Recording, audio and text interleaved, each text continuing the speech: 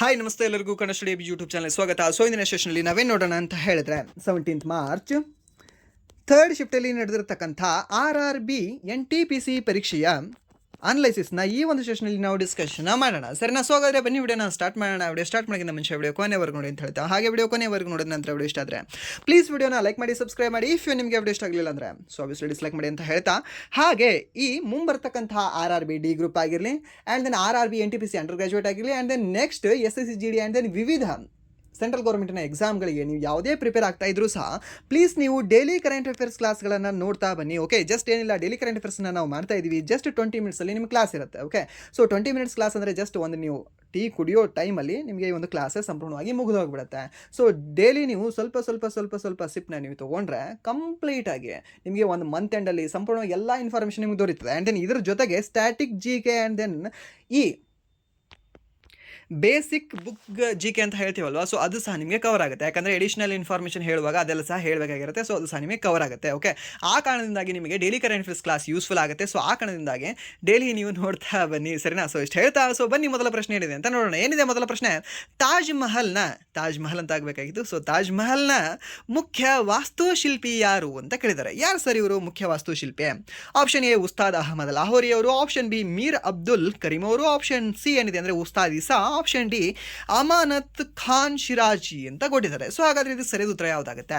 So ಇದಕ್ಕೆ ಸರಿಯಾದ ಉತ್ತರ ಬಂದ್ಬಿಟ್ಟು ಆಪ್ಷನ್ ಎ ಉಸ್ತಾದ್ ಅಹಮದ್ ಲಾಹೋರಿ ಅಂತ ಹೇಳ್ತೇವೆ. ಯಾರು ಈ ಉಸ್ತಾದ್ ಅಹಮದ್ ಲಾಹೋರಿ ಅವರು ತಾಜ್ ಮಹಲ್ನ ಮುಖ್ಯ ವಾಸ್ತುಶಿಲ್ಪಿ ಆಗಿದ್ರು. ಓಕೆ, ಇದು ಸಹ ನಿಮ್ಗೆ ಗೊತ್ತಿರೋ, ಇದು ಸಹ ನಿಮಗೆ ಕೇಳಬಹುದು. ಅಂದರೆ ನೀವು ಒಂದು ಉಸ್ತಾದ್ ಅಹಮದ್ ಲಾಹೋರಿ ಅವರಿಗೆ ಇರತಕ್ಕಂಥ ಇನ್ನೊಂದು ಹೆಸರು ಏನಾಗಿತ್ತು? ಉಸ್ತಾದ್ ಖಾನ್ ಅಂತ ಇತ್ತು. ಸರಿನಾ? ಸೊ ಇದು ನೆನ್ಪಿಟ್ಕೊಳ್ಳಿ. ಸೊ ಇವರನ್ನು ನಾವೇನಂತ ಹೇಳ್ತೀವಿ? ಉಸ್ತಾದ್ ಖಾನ್ ಅಥವಾ ಈ ಒಂದು ಈಸಾ ಖಾನ್ ಅಂತ ಸಹ ನಾವು ಕರೀಲಾಗ್ತಿತ್ತು. ಇದನ್ನು ಸಹ ಇವು ನೆನ್ಪಿಟ್ಕೊಳ್ಳಿ, ಇದು ಇಂಪಾರ್ಟೆಂಟ್ ಆಗುತ್ತೆ ನಿಮಗೆ. ಆ್ಯಂಡ್ ದೆನ್ ಇದರ ಒಂದು ನಿರ್ಮಾಣ ಕಾಲ ಯಾವಾಗ? 1632ರಿಂದ 1648 ಸಮಯದಲ್ಲಿ ಇದು ನಿರ್ಮಾಣ ಆಗುತ್ತೆ. ಏನು ನಿರ್ಮಾಣ ಆಗುತ್ತೆ ಸರ್? ಇದು ಈ ಒಂದು ತಾಜ್ ಮಹಲ್ ನಿರ್ಮಾಣ ಆಗುತ್ತೆ. ನೆನ್ಪಿಟ್ಕೊಳ್ಳಿ, ಇದು ಇಂಪಾರ್ಟೆಂಟ್ ಆಗುತ್ತೆ. ಹಾಗಾದರೆ ತಾಜ್ ಮಹಲ್ ಮೊದಲು ನಿರ್ಮಾಣ ಆಗಿದೆಯಾ ಅಥವಾ ನಮ್ಮ ಗೋಲ್ ಗುಂಬಜ್ ಮೊದಲು ನಿರ್ಮಾಣ ಆಗಿದೆಯಾ ಅಂತ? ಸೊ ಈ ಒಂದು ತಾಜ್ ಮಹಲ್ ನಿರ್ಮಾಣ ಆಗಿರೋದು 17ನೇ ಶತಮಾನದಲ್ಲಿ, ಆ್ಯಂಡ್ ದೆನ್ ನಮ್ಮ ಗೋಲ್ ಗುಂಬಜ್ ನಿರ್ಮಾಣ ಆಗಿರೋದು 18ನೇ ಶತಮಾನದಲ್ಲಿ ಅಂತ ಹೇಳ್ತೇವೆ. ಸರಿನಾ? ಸೊ ಅದು ಸಹ ನಿಮ್ಗೆ ಗೊತ್ತಿರಲಿ. ಆ್ಯಂಡ್ ನೆಕ್ಸ್ಟ್ ಕೆನೇರಿ ಪ್ರವಾಹ, ಈ ಒಂದು ಕೆನೇರಿ ಕರೆಂಟ್ ಅಂತ ಹೇಳ್ತೀವಲ್ವಾ, ಸೊ ಈ ಒಂದು ಕೆನೇರಿ ಕರೆಂಟ್ ಕೆಳಗಿನ ಯಾವ ಮಹಾಸಾಗರದಲ್ಲಿ ಹರಿಯುತ್ತದೆ ಅಂತ ಕೇಳಿದಾನೆ. Pacific Ocean, Indian Ocean, Atlantic Ocean and then Arctic Ocean ಅಂತ ಕೊಟ್ಟಿದ್ದಾನೆ. ಸೊ ಹಾಗಾದರೆ ಯಾವುದಾಗುತ್ತೆ ಸರಿಯಾದ ಉತ್ತರ? ಕೆನರಿ ಒಂದು ಪ್ರವಾಹ, ಕೆನರಿ ಕರೆಂಟ್ ಏನಿದೆ ಅಲ್ವಾ, ಸೊ ಅದು ಎಲ್ಲಿ ಹರಿತದೆ ಅಂದರೆ ಒಂದು ಪೆಸಿಫಿಕ್ ಓಷನ್ ಅಂತ ಹೇಳ್ತೀವಿ, ಸಾರಿ ಒಂದು ಅಟ್ಲಾಂಟಿಕ್ ಓಷನ್ ಅಂತ ಹೇಳ್ತೀವಿ. ಸರಿನಾ? ಸೊ ಇದನ್ನು ಸಹ ನೀವು ನೆನ್ಪಿಟ್ಕೊಳ್ಳಿ. ಅಟ್ಲಾಂಟಿಕ್ ಓಷನ್ ಅಲ್ಲಿ ಒಂದು ಕೆನರಿ ಪ್ರವಾಹ ಏನಿದೆ ಅಲ್ವಾ, ಇದು ಹರಿತದೆ, ಕೆನರಿ ಕರೆಂಟ್. ಆ್ಯಂಡ್ ದೆನ್ ಇದರ ಒಂದು ಡೀಟೇಲ್ಡ್, ಓಕೆ, ಸೊ ಏನಿಲ್ಲ, ಒಂದು ಚಾರ್ಟ್ ಇದೆ ಇದರಲ್ಲಿ. ಸೊ ಈ ಒಂದು ಚಾರ್ಟ್ ಸಂಪೂರ್ಣವಾಗಿರ್ತಕ್ಕಂಥ ಈ ಒಂದು ಚಾರ್ಟ್ ನಿಮಗೆ ಡೀಟೇಲ್ ಈ ಒಂದು ಟೆಲಿಗ್ರಾಮಲ್ಲಿ ಶೇರ್ ಮಾಡಿರ್ತೀನಿ. ಟೆಲಿಗ್ರಾಮ್ಗೆ ನೀವು ಜಾಯ್ನ್ ಆಗಿ. ಸೊ ಆಲ್ರೆಡಿ ನೀವು ಜಾಯ್ನ್ ಆಗಿದ್ರೆ ಏನು ಪರವಾಗಿಲ್ಲ. ಸೊ ಅಲ್ಲಿ ನಿಮಗೆ ಶೇರ್ ಮಾಡಿರ್ತೀನಿ. ಓಕೆ, ಸೊ ಇದು ನೋಡ್ಕೊಳ್ಳಿ. ಸೊ ಇಲ್ಲಿ ನಿಮಗೆ ಯಾವುದು ಪೆಸಿಫಿಕ್ ಓಷನಿಂದ ಸೊ ಇಲ್ಲಿ ಕರೆಂಟ್ಗಳು ಸ್ಟಾರ್ಟ್ ಆಗ್ತವೆ. ಆ್ಯಂಡ್ ನೆಕ್ಸ್ಟ್ ಇಲ್ಲಿ ಒಂದು ಅಟ್ಲಾಂಟಿಕ್ ಓಷನ್ ಆ್ಯಂಡ್ ದೆನ್ ಈ ಒಂದು ಹಿಂದೂ ಮಹಾಸಾಗರದಲ್ಲಿ. ಸೊ ಈ ಮೂರದು ನಿಮಗೆ ಕೇಳೋದು ಸ್ವಲ್ಪ ಜಾಸ್ತಿ ಇರುತ್ತೆ. ಓಕೆ, ಸೊ ಮ್ಯಾಕ್ಸಿಮಮ್ ನಿಮಗೆ ಕೇಳೋದು ಒಂದು ಪೆಸಿಫಿಕ್ ಓಷನ್ ಆ್ಯಂಡ್ ದೆನ್ ಈ ಒಂದು ಅಟ್ಲಾಂಟಿಕ್ ಓಷನ್ ಮೇಲೆ ಕೇಳುತ್ತಾನೆ. ಆ್ಯಂಡ್ ಇಂಡಿಯನ್ ಓಷನ್ ಮೇಲೂ ಸಹ ನಿಮಗೆ ಕೆಲವೊಂದು ಎಕ್ಸಾಮ್ಗಳಲ್ಲಿ ಕೇಳಿದ್ದಾನೆ. ಸೊ ಆದ ಕಾರಣದಿಂದ ಇವು ಮೂರು ನೋಡ್ಕೊಂಡ್ರೆ ನಿಮಗೆ ಮುಗಿಯಿತು. ಓಕೆ, ಏನಿಲ್ಲ, ಈಸಿಯಾಗಿ ಹೇಳ್ಬೋದು. ಓಕೆ, ಸೊ ಜಸ್ಟ್ ನಿಮಗೆ ಆ ಚಾರ್ಟನ್ನು ಶೇರ್ ಮಾಡಿರ್ತೀನಿ. ಇಲ್ಲಾಂದರೆ ನೀವು ಗೂಗಲ್ ಮಾಡಿ ಸಹ ನೀವು ನೋಡ್ಕೊಳ್ಬಹುದು. ಆ್ಯಂಡ್ ದೆನ್ ನೆಕ್ಸ್ಟ್ ಇಲ್ಲಿ ಇನ್ಫಾರ್ಮೇಷನ್ ಇದೆ ನೋಡಿ ಅದರ ಬಗ್ಗೆ. ಏನಿದೆ? ಕೆನರಿ ಪ್ರವಾಹವು ಉತ್ತರ ಅಟ್ಲಾಂಟಿಕ್ ಮಹಾಸಾಗರದ ಒಂದು ಪ್ರಮುಖ ಸಮುದ್ರ ಪ್ರವಾಹವಾಗಿದೆ. ಇದು ತಣ್ಣನೆಯ ಪ್ರವಾಹ ಆಗಿದ್ದು ಇದು ಕೋಲ್ಡ್ ಕರೆಂಟ್ ಆಗಿದೆ ನೋಡಿ. ಯಾವುದೇ ಒಂದು ಕೆನರಿ ಅನ್ನೋದು ಇದು ಆಫ್ರಿಕಾದ ವಾಯುವ್ಯ ಕರಾವಳಿಯಲ್ಲಿ ದಕ್ಷಿಣದ ಕಡೆಗೆ ಹರಿಯುತ್ತದೆ. ಇದು ಉತ್ತರ ಅಟ್ಲಾಂಟಿಕ್ ಗೈರ್ ನ ಭಾಗವಾಗಿದೆ ಮತ್ತು ಸಹರಾ ಮರುಭೂಮಿಯ ಶುಷ್ಕ ವಾಯುಗುಣದ ಮೇಲೆ ಪ್ರಭಾವ ಬೀರುವಲ್ಲಿ ಪ್ರಮುಖ ಪಾತ್ರವನ್ನು ವಹಿಸ್ತದೆ. ಯಾವುದು ಅಂತ ಕೇಳಿದ್ರೆ ಸರ್ ದ್ಯಾಟ್ ಈಸ್ ಈ ಕೆನರಿ ಕರೆಂಟ್ ಅಂತ ಹೇಳ್ತೇವೆ. ಸರ್ ಯಾವುದೇ ಒಂದು ಕೆನರಿ ಪ್ರವಾಹ ಅಂತ ಹೇಳ್ತೇವೆ. ಆ್ಯಂಡ್ ದೆನ್ ನೆಕ್ಸ್ಟ್ ಪ್ರಶ್ನೆ, ಅಕ್ಟೋಬರ್ 10ರಂದು ಆಚರಿಸಲಾದ ವಿಶ್ವ ಮಾನಸಿಕ ಆರೋಗ್ಯ ದಿನಾಚರಣೆ, world mental health day the ಪ್ರಮುಖ ವಿಷಯ ಏನಾಗಿತ್ತು ಅಂತ ಕೇಳಿದಾನೆ. ಏನಾಗಿದೆ ಇದರ ಒಂದು ಪ್ರಮುಖ ವಿಷಯ? Assistive service, mental health in catastrophes and emergencies ಅನ್ನೋದಾಗಿದೆ. ಸರ್ ನಾವು ಅದಕ್ಕೆ ಸರಿಯಾದ ಉತ್ತರ ಯಾವುದಾಗುತ್ತೆ ಅಂದರೆ ಆಪ್ಷನ್ ಎ ಆಗುತ್ತೆ ಅಂತ ಹೇಳ್ತೀವಿ. ಸೇವೆಗಳಿಗೆ ಪ್ರವೇಶ, ವಿಪತ್ತುಗಳು ಮತ್ತು ತುರ್ತು ಪರಿಸ್ಥಿತಿಗಳಲ್ಲಿ ಮಾನಸಿಕ ಆರೋಗ್ಯ ಅನ್ನೋದು ಇದರ ಒಂದು ಥೀಮ್ ಆಗಿದೆ. ಯಾವಾಗ ಆಚರಣೆ ಮಾಡ್ತೀವಿ ಈ ಒಂದು ಮೆಂಟಲ್ ಹೆಲ್ತ್ ಡೇನ? ನಾವು ಪ್ರತಿ ವರ್ಷ ಅಕ್ಟೋಬರ್ 10ರಂದು ಆಚರಣೆ ಮಾಡ್ತೀವಿ. ಎಲ್ಲರೂ ತಿಳಿಲೇಬೇಕಾಗಿರ್ತಕ್ಕಂಥದ್ದು, ಯಾಕಂದರೆ ಪ್ರಸ್ತುತ ಸೊ ಇವಾಗಿನ ಸಿಚುವೇಷನಲ್ಲಿ ಅಂದರೆ ಈಗಿನ ಒಂದು ಜನ್ರೇಷನಲ್ಲಿ ಎಲ್ಲರಿಗೂ ಸಹ ಕಾಡ್ತಾ ಇರತಕ್ಕಂಥ ಒಂದು ತೊಂದರೆ ಯಾವುದು ಅಂದರೆ ಮೆಂಟಲ್ ಹೆಲ್ತ್. ಓಕೆ, ಸೊ ಆ ಕಾರಣಕ್ಕಾಗಿ ಈ ಒಂದು ಹೆಲ್ತ್ ಡೇಯನ್ನು ನಾವು ಆಚರಣೆ ಮಾಡ್ತೀವಿ. ಸೊ ಯಾವಾಗ ಆಚರಣೆ ಮಾಡ್ತೀವಿ ಅಂದರೆ ಅಕ್ಟೋಬರ್ 10ನೇ ತಾರೀಕಿಗೆ ಆಚರಣೆ ಮಾಡ್ತೀವಿ ಪ್ರತಿ ವರ್ಷ. ಓಕೆ, ಸೊ ಅದರ ಒಂದು ಥೀಮ್ ಏನಾಗಿತ್ತು ಅಂದರೆ ಈ ವರ್ಷ ಮೀನ್ಸ್ 2025ರಲ್ಲಿ SS to service mental health in catastrophes and ಈ ಒಂದು ಎಮರ್ಜೆನ್ಸೀಸ್ ಅನ್ನೋದಾಗಿತ್ತು. ಇಂಗ್ಲೀಷಲ್ಲಿ ನೆನಪಿಟ್ಕೊಳ್ಳಿ, ಯಾಕಂದರೆ ಕನ್ನಡದಲ್ಲಿ ನಿಮಗೆ ಸ್ವಲ್ಪ ವೇರಿಯೇಷನ್ ಮಾಡ್ತಾನೆ ಪದಗಳನ್ನು, ಸೊ ಅದಕ್ಕೆ ಇಂಗ್ಲೀಷಲ್ಲಿ ನಿಮಗೆ ಎಕ್ಸಾಕ್ಟ್ ಆಗಿರುತ್ತೆ. ಆ್ಯಂಡ್ ನೆಕ್ಸ್ಟ್ ಏನಿದೆ ಅಂದರೆ ಪ್ರಶ್ನೆ, ಮುಂದಿನ ಪ್ರಶ್ನೆ, ಈ ತಮಿಳನ್ನು ಯಾವ ವರ್ಷ ಭಾರತದ ಶಾಸ್ತ್ರೀಯ ಭಾಷೆಯ ಸ್ಥಾನಮಾನ ನೀಡಲಾಯಿತು ಅಂತ. ಸೊ ಇದನ್ನು ಸಹ ನಿಮಗೆ ಹೇಳಿಲ್ವಾ? ಸೊ ಹೇಳಿದನಲ್ಲ ಸಾಕಷ್ಟು SSGD ಕ್ಲಾಸ್ಗಳಲ್ಲಿ ನಿಮ್ಗೆ ಹೇಳಿದ್ದೀನಿ. ಸೊ ಟೋಟಲಿ 11 ಭಾಷೆಗಳಿಗೆ ಶಾಸ್ತ್ರೀಯ ಸ್ಥಾನಮಾನ ನೀಡಲಾಗಿದೆ. ಸರ್ ಹಾಗಾದರೆ ಈ ಒಂದು 11 ಭಾಷೆಗಳನ್ನು ಹೇಳ್ಬಹುದಾ ಒಂದು ಸಾರಿ? ಹೌದು ಹೇಳುವ ಅಲ್ಲ. ಸೊ ಇಲ್ಲಿ ಬರೆದು ಹೇಳೋಕ್ಕಿಂತ ಇಲ್ಲಿ ಟೈಪ್ ಮಾಡಿದೆ ನೋಡಿ, ಸರಿನಾ? ಸೊ ಇಲ್ಲಿ ಇದಕ್ಕೆ ಸರಿಯಾದ ಉತ್ತರ 2004 ಆಗುತ್ತೆ, ಶಾಸ್ತ್ರೀಯ ಭಾಷೆಗಳ ಪಟ್ಟಿ. ಓಕೆ, ಸೊ ಟೋಟಲಿ ಎಷ್ಟು ಭಾಷೆಗಳಿತ್ತು 2024ಕ್ಕಿಂತ ಮುಂಚೆ ಅಂದರೆ 5 ಭಾಷೆಗಳಿತ್ತು. 2024ರಲ್ಲಿ ಟೋಟಲಿ 5 ಭಾಷೆಗಳಿಗೆ ಕೊಡ್ತಾರೆ. ಓಕೆ, 6 ಭಾಷೆಗಳಿಗೆ ಕೊಡ್ತಾರೆ. ಸೊ 6 ಭಾಷೆಗಳಿಗೆ ಕೊಟ್ಟುವ ಮೂಲಕ ಓಕೆ ಮೊದಲು 6 ಇರುತ್ತೆ, ಅದು ಅದಂತರ 5 ಕೊಡ್ತಾರೆ, ಟೋಟಲಿ 11 ಆಗುತ್ತೆ. ಓಕೆ, ಸೊ ಇಲ್ಲಿ ಮೊದಲು 6 ಇರ್ತಕ್ಕಂಥದ್ದು ಯಾವುದು ಅಂತ ಕೇಳಿದ್ರೆ ಫಸ್ಟ್ ತಮಿಳು ಕೊಡ್ತಾರೆ ಶಾಸ್ತ್ರೀಯ ಭಾಷೆಗಳ ಸ್ಥಾನಮಾನ ಯಾವಾಗ 2004ರಲ್ಲಿ. ಆ್ಯಂಡ್ ನೆಕ್ಸ್ಟ್ ಒಂದು ವರ್ಷಕ್ಕೆ 2005ಕ್ಕೆ ಸಂಸ್ಕೃತಕ್ಕೂ ಸಹ ಶಾಸ್ತ್ರೀಯ ಸ್ಥಾನಮಾನ ಕೊಡ್ತಾರೆ. ಆ್ಯಂಡ್ ನೆಕ್ಸ್ಟ್ ತೆಲುಗುಗೆ 2008ರಲ್ಲಿ ಶಾಸ್ತ್ರೀಯ ಸ್ಥಾನಮಾನ ಕೊಡ್ತಾರೆ. ಆ್ಯಂಡ್ ಅದೇ 2008ರಲ್ಲಿ ನಮ್ಮ ಕನ್ನಡಕ್ಕೂ ಸಹ ಶಾಸ್ತ್ರೀಯ ಸ್ಥಾನಮಾನ ಕೊಡ್ತಾರೆ. ಸೊ ಇದು ಸಾಕಷ್ಟು ಬಾರಿ ಕೇಳಿದ್ದೇನೆ ಇವಾಗ ಆಲ್ರೆಡಿ. ಆ್ಯಂಡ್ ನೆಕ್ಸ್ಟ್ ಮಲಯಾಳಂಗೆ ಕೊಡ್ತಾರೆ. ಯಾವಾಗ ಕೊಡ್ತಾರೆ? ಈ ಒಂದು 2013ರಲ್ಲಿ. ಯಾವಾಗ? 2013ರಲ್ಲಿ ಮಲಯಾಳಂಗೆ ಕೊಡ್ತಾರೆ. ಯಾವ ಭಾಷೆ? ಯಾವ ರಾಜ್ಯದ ಭಾಷೆ? ಈ ಒಂದು ಮಲಯಾಳಂ, ಈ ಒಂದು ಕೇರಳ ರಾಜ್ಯದ ಭಾಷೆ ಅಂತ ಹೇಳ್ತೀವಿ. ಸೊ ಇದಕ್ಕೆ ನೀಡ್ತಾರೆ. ಆ್ಯಂಡ್ ನೆಕ್ಸ್ಟ್ 2014ರಲ್ಲಿ, ಯಾವಾಗ 2014ರಲ್ಲಿ ಈ ಓಡಿಯಾ ಭಾಷೆ ಕೊಡ್ತಾರೆ. ಸರಿನಾ? ಯಾವ ಭಾಷೆಗೆ? ಈ ಒಂದು ಓಡಿಯಾ ಭಾಷೆ ಅಂತ ಹೇಳ್ತೀವಿ. ಆ್ಯಂಡ್ ನೆಕ್ಸ್ಟ್ 2024ರಲ್ಲಿ ಟೋಟಲಿ 5 ಭಾಷೆ ಕೊಟ್ಟುಬಿಡ್ತಾರೆ. ಯಾವುದಕ್ಕೆ? ಮರಾಠಿ, ಅಸ್ಸಾಮಿ, ಬೆಂಗಾಲಿ, ಪಾಲಿ, ಪ್ರಾಕೃತ. ಓಕೆ, ಯಾವ್ದು? ಮರಾಠಿ, ಅಸ್ಸಾಮಿ, ಬೆಂಗಾಲಿ, ಪಾಲಿ, ಪ್ರಾಕೃತ. ಹೇಗೆ ನೆನ್ಪಿಟ್ಕೊಳ್ಳಿ ಇದನ್ನು? ಇಲ್ಲಿ ನೆನ್ಪಿಟ್ಕೊಳ್ಳಿ ಏನಂತ, ಮರಾಠಿ. ಓಕೆ, ಈ ಮರಾಠಿ ಜೊತೆಗೆ ನೀವು ಲಿಂಕನ್ನು ಯಾವುದನ್ನು ಇಟ್ಕೊಳ್ಳಿ ಅಂದರೆ ಪಾಲಿ, ಪ್ರಾಕೃತ, ಈ 3 ನೆನ್ಪಿಟ್ಕೊಳ್ಳಿ. PPM. ಓಕೆ, ಸೊ ಈ 3 ನೆನ್ಪಿಟ್ಕೊಳ್ಳಿ. ಆ್ಯಂಡ್ ಅಸ್ಸಾಮಿ, ಬೆಂಗಾಲಿ ಇವೆರಡೂ ಸಹ ಗಡಿಯನ್ನು ಹಂಚ್ಕೊಂಡಿದ್ದಾವೆ. ಸೊ 2 ನೆನ್ಪಿಟ್ಕೊಳ್ಳಿ, ಅಸ್ಸಾಮಿ ಮತ್ತು ಬೆಂಗಾಲಿಯನ್ನು. ಹೀಗೆ ನೆನ್ಪಿಡ್ತು ನಮಗೆ AB ಅಂತ. ಓಕೆ, AB ಮತ್ತು PPM. ಓಕೆ, P2M ಅಂತ ನೀವು ನೆನ್ಪಿಟ್ಕೊಳ್ಬಹುದು.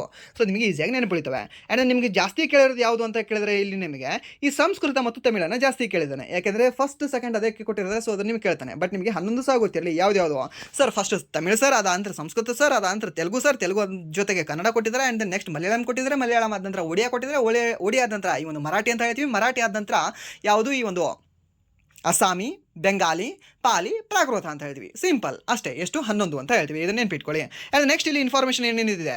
ತಮಿಳು ಭಾಷೆಗೆ 2004ರಲ್ಲಿ ಭಾರತ ಸರ್ಕಾರದಿಂದ ಮೊದಲ ಶಾಸ್ತ್ರೀಯ ಭಾಷೆಯ ಸ್ಥಾನಮಾನವನ್ನು ನೀಡಲಾಯಿತು.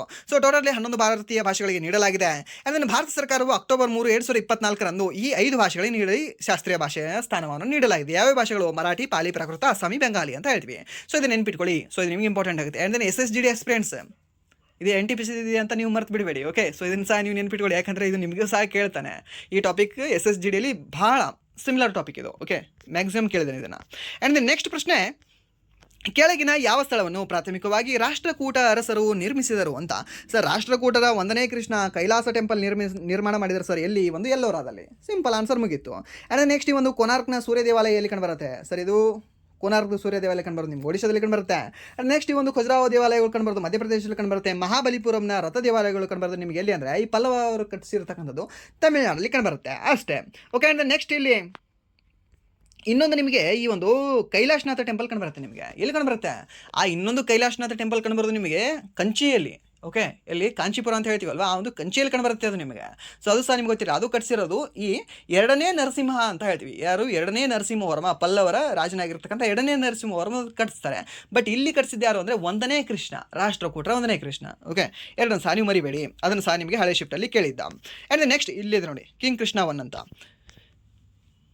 ಇದು ಒಂದು ಅತಿ ದೊಡ್ಡ ಏಕಶಿಲಾ ರಚನೆಯಾಗಿದೆ. ಓಕೆ, ಇದು ಸಹ ನಿಮ್ಗೆ ಗೊತ್ತಿರಲಿ. ಆ್ಯಂಡ್ ನೆಕ್ಸ್ಟ್ ಇದು ಯುನೆಸ್ಕೋಗೆ ಸಹ ಸೇರ್ಪಡೆಯಾಗಿದೆ.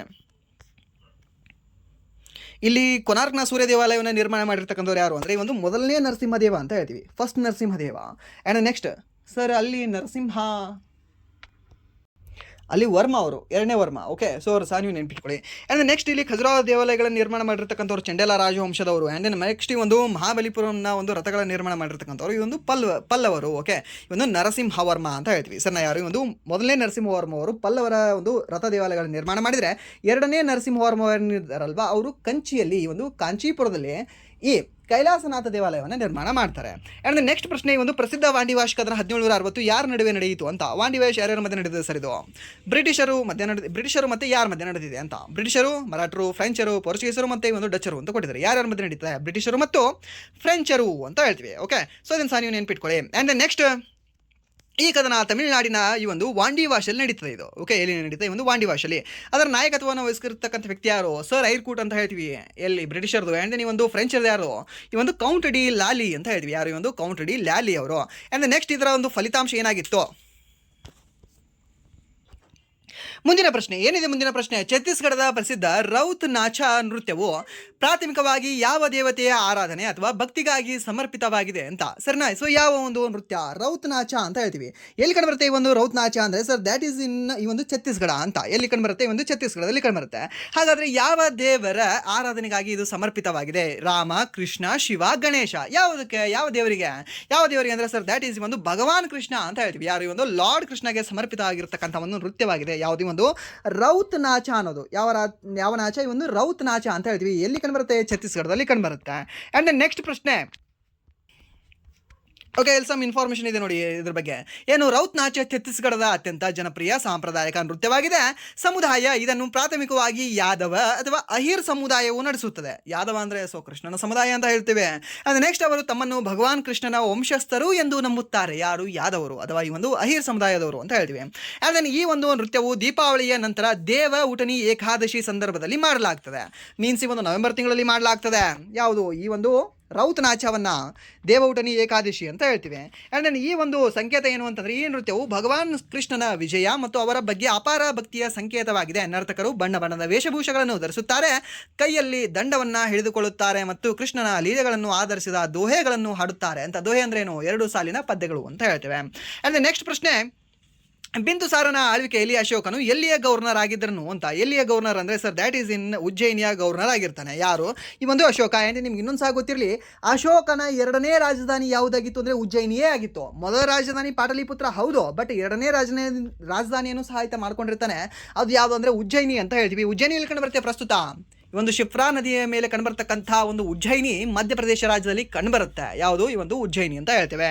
ಆ್ಯಂಡ್ ನೆಕ್ಸ್ಟ್ ಪ್ರಶ್ನೆ, ಭಾರತೀಯ ಸಂವಿಧಾನದ ಕೆಳಗಿನ ಯಾವ ಅನುಚ್ಛೇದಗಳಲ್ಲಿ ಪೌರತ್ವಕ್ಕೆ ಸಂಬಂಧಿಸಿದ ನಿಬಂಧನೆಗಳನ್ನು ಉಲ್ಲೇಖಿಸಲಾಗಿದೆ? ಸೊ ನಿಮಗೆ ಯಾವುದು ಕಾನ್ಸ್ಟಿಟ್ಯೂಷನ್ ಕ್ಲಾಸ್ ಮಾಡುವಾಗ ಹೇಳಿದ್ದೆ. ಸೊ ಪೊಲಿಟಿ ಕ್ಲಾಸಲ್ಲಿ ಏನಂತ, ಸೊ ಸಂಪೂರ್ಣವಾಗಿ ಸಂವಿಧಾನದಲ್ಲಿ ನಿಮಗೆ ಈ ಒಂದು ಭಾಗಗಳ ಮೇಲೆ ಪ್ರಶ್ನೆ ಕೇಳ್ತಾನೆ. ಈ ಒಂದು ಮೊದಲನೇ ಭಾಗದಲ್ಲಿ ಎಷ್ಟರಿಂದ ಎಷ್ಟು ವಿಧಿಗಳು ಕಂಡುಬರ್ತವೆ, 10ನೇ ಭಾಗದಲ್ಲಿ ಎಷ್ಟರಿಂದ ಎಷ್ಟು ವಿಧಿಗಳು ಕಂಡುಬರ್ತವೆ. ಸೊ ಮೀನ್ಸ್ ಈ ರೀತಿ ಕೇಳ್ತಾನೆ. ಸೊ ಅದನ್ನು ನೆನ್ಪಿಟ್ಕೊಳ್ಳಿ ಅಂತ. ಸೊ ಈಗ ಕೇಳಿದೆ ನೋಡಿ, ಏನು ಪೌರತ್ವಕ್ಕೆ ಸಂಬಂಧಪಟ್ಟಿರೋದು. ಪೌರತ್ವಕ್ಕೆ ಏನಿಲ್ಲ ಸರ್, 5ರಿಂದ 11 ಸಂಬಂಧಪಟ್ಟಿದ್ದಾವೆ ಅಷ್ಟೇ. ಓಕೆ, ಸೊ ಮೀನ್ಸ್ ನಮ್ಮ ಭಾರತದ ಸ್ವತಂತ್ರ ಸಿಕ್ಕ ಸಮಯದಲ್ಲಿ ಎಷ್ಟು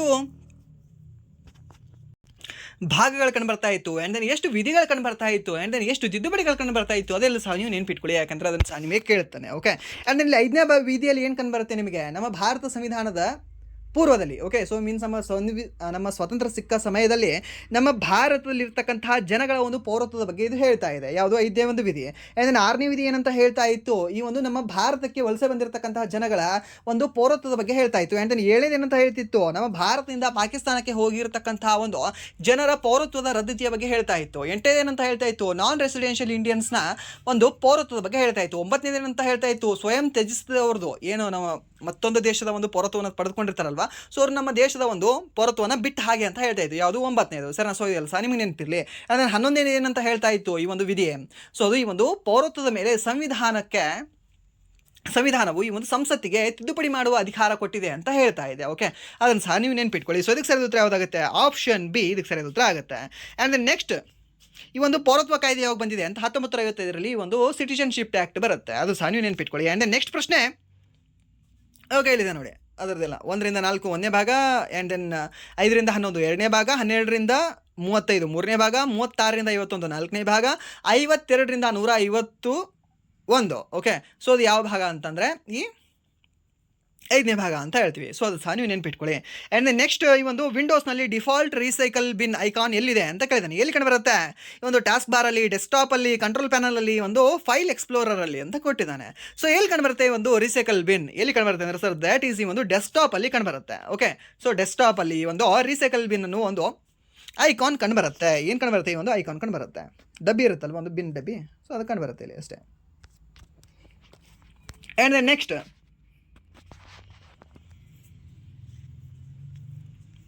1842ರ ಪ್ರಸಿದ್ಧ ಬುಂದೇಲಾ ದಂಗೆಯು ಪ್ರಾಥಮಿಕವಾಗಿ ಎಲ್ಲಿ ನಡೆಯಿತು ಅಂತ.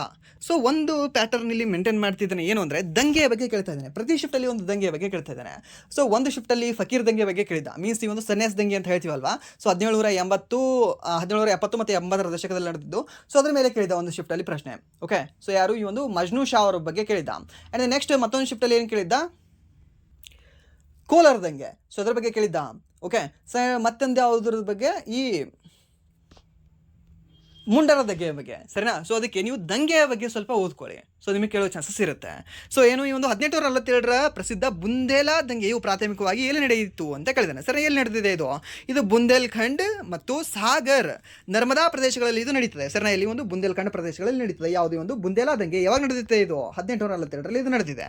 ಆ್ಯಂಡ್ ನೆಕ್ಸ್ಟ್ ಈ ಒಂದು ಇದಕ್ಕೆ ಸಂಬಂಧಪಟ್ಟಿರ್ತಕ್ಕಂಥ ವಿವರಣೆ ಏನಿದೆ, 1847ರ ಬುಂದೇಲಾ ದಂಗೆಯು ಬ್ರಿಟಿಷ್ ಆಳ್ವಿಕೆಯ ಶೋಷಣಾತ್ಮಕ ಭೂ ತೆರಿಗೆ ನೀತಿಗಳು ಮತ್ತು ಆಡಳಿತದ ಅನ್ಯಾಯದ ವಿರುದ್ಧ ಒಂದು ಸಶಸ್ತ್ರ ದಂಗೆಯಾಗಿತ್ತು. ಯಾವುದು? ಈ ಒಂದು ಬುಂದೇಲ್ಖಂಡ್ ದಂಗೆ. ಓಕೆ, ಆ್ಯಂಡ್ ನೆಕ್ಸ್ಟ್ ಈ ಒಂದು ಪ್ರದೇಶದ ದಂಗೆಯ ಮುಖ್ಯವಾಗಿ ಇಂದಿನ ಮಧ್ಯಪ್ರದೇಶದ ಸಾಗರ್, ದಮೋಹ, ನರಸಿಂಹಪುರ, ಜಬಲ್ಪುರ, ಮಾಂಡ್ಲಾ ಜಿಲ್ಲೆಗಳ ಜೊತೆಗೆ ಬುಂದೇಲ್ಖಂಡ್ನ ಕೆಲವು ಭಾಗಗಳಲ್ಲಿ ಹರಡಿತ್ತು. ಇದರ ಒಂದು ನಾಯಕತ್ವವನ್ನು ವಹಿಸಿರ್ತಕ್ಕಂಥ ವ್ಯಕ್ತಿ ಯಾರು ಅಂದರೆ ಜವಾಹರ್ ಸಿಂಗ್ ಬುಂದೇಲಾ ಅಂತ ಹೇಳ್ತೀವಿ. ಯಾರು? ಈ ಒಂದು ಜವಾಹರ್ ಸಿಂಗ್ ಬುಂದೇಲಾ ಅವರು. ಸೊ ಅವರು ಈ ಒಂದು ಚಂದ್ರಪುರದ ಜಮೀನ್ದಾರರಾಗಿದ್ದರು. ಆ್ಯಂಡ್ ನೆಕ್ಸ್ಟ್ ಈ ಒಂದು ಹಿರಾಪುರದ ರಾಜ ಹಿರಾದೆ ಶಾಹ ಅವರು ಆ್ಯಂಡ್ ಮಧುಕರ್ ಶಾಹ ಅವರು ಸಹ ಇಲ್ಲಿನ ಒಂದು ಸ್ಥಳೀಯ ಮುಖಂಡರು ಇದನ್ನು ಮುನ್ನಡೆಸಿದ್ರು ಅಂತ ಹೇಳ್ತೀವಿ. ಯಾವಾಗ? 1842ರಲ್ಲಿ. ಯಾವೊಂದು ದಂಗೆ? ಬುಂದೇಲ್ಖಂಡ್ ದಂಗೆ ಅಂತ ಹೇಳ್ತೀವಿ. ಓಕೆ, ಆ್ಯಂಡ್ ದೆನ್ ಮುಂದಿನ ಪ್ರಶ್ನೆ, MS ಎಕ್ಸೆಲ್ನಲ್ಲಿ ಡಿಫಾಲ್ಟ್ ಫೈಲ್ ಎಕ್ಸ್ಟೆನ್ಷನ್ ಕೆಳಗಿನ ಯಾವುದು ಅಂತ ಕೊಟ್ಟಿದ್ದಾನೆ. ಸರ್ ಯಾವುದು ಅಂದರೆ ಈ ಒಂದು CSV ಅಂತ ಹೇಳ್ತೀವಿ. ಸರ್ ಈ ಒಂದು ಎಕ್ಸೆಲ್ ಅಲ್ವಾ? ಎಕ್ಸೆಲ್ ಸಿ ಆಗಲ್ವಾ? ಸೊ ಇದ್ಯಾಕಾಗುತ್ತೆ CSV ಅಂತ. ಓಕೆ, CSV ಅಂದರೆ ಏನು? ಕಾಮಾ ಸಪ್ರೇಟೆಡ್ ವ್ಯಾಲ್ಯೂಸ್ ಅಂತ ಹೇಳ್ತೀವಿ. ಏನಂತ ಹೇಳ್ತೀವಿ? ಒಂದು ಕಾಮಾ ಸಪ್ರೇಟೆಡ್ ವ್ಯಾಲ್ಯೂಸ್ ಅಂತ ಹೇಳ್ತೀವಿ. ಆ್ಯಂಡ್ ದೆನ್ ಇದರ ಜೊತೆಗೆ ಅದು ಸಹ ಇರುತ್ತೆ. ಓಕೆ, ಅದು ಸಹ ನಾವು ಹೇಳ್ಬಹುದು ಅಂತ ಹೇಳ್ತೇವೆ. ಸೊ ಆಪ್ಷನಲ್ಲಿ CSV ಕೊಟ್ಟಿದ್ದಾನೆ ಅಂದರೆ CSVನೇ ಹೇಳಬೇಕಾಗುತ್ತೆ.